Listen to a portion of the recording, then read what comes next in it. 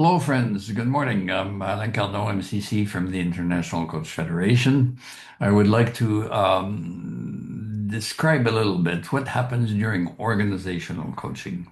Organization coaching is when you have a large segment of the organization in the same room, usually a big ballroom, and you organize, you orchestrate the work of 60, 70, 90 people. The most I've ever done is 90. While they focus on achieving the goals set for that organization coaching, which could be succeed a merger, reduce cost, increase sales, etc. That concerns everybody, and they all need to get on board. On sales, as a matter of fact, you need to understand that increasing sales affects everybody's job in the organization. That's why very often most people, organizations, sabotage a little bit of sales because if the sales increase, they all have more work. So it's better to get them all on board if you want to increase sales. At any rate, to get back to the subject is how do you orchestrate 60 people or 90 people's work in a big ballroom? Well, usually what I do is I subdivide them all in teams. In other words, they get into their real teams and they spread out around flip charts in the large ballroom, and they work on questions that are given to them with a process that's suggested in each team. Of course, the process is they need to have a facilitator, a timekeeper, etc. Okay, this is rather standard, but it can get very precise because then they'll learn how to manage meetings much better in the process.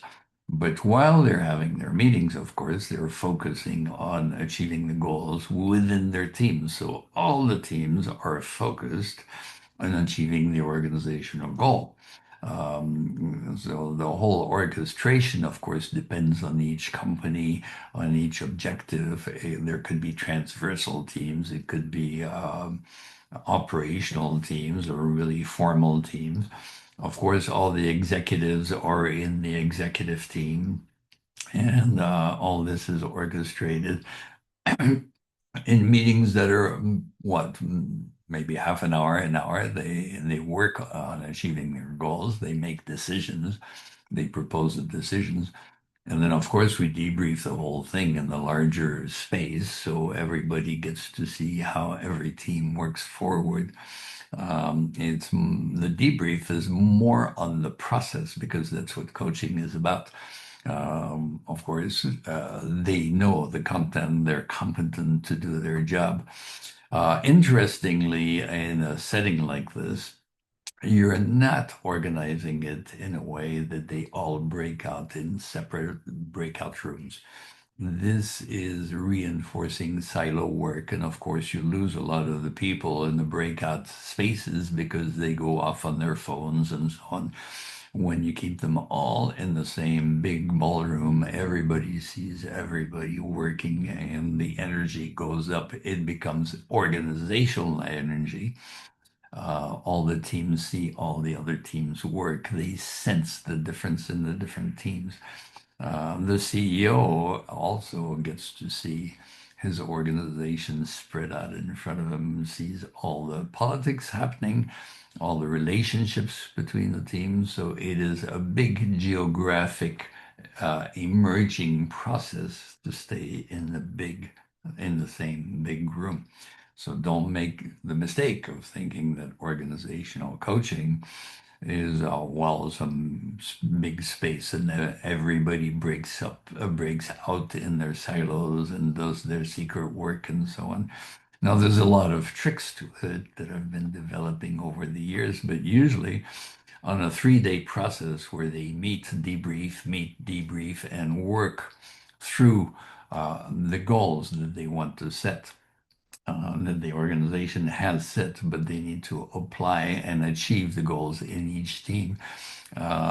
It's creating a huge energy when the teams go back, when the organization goes back to their job after a 3-day process.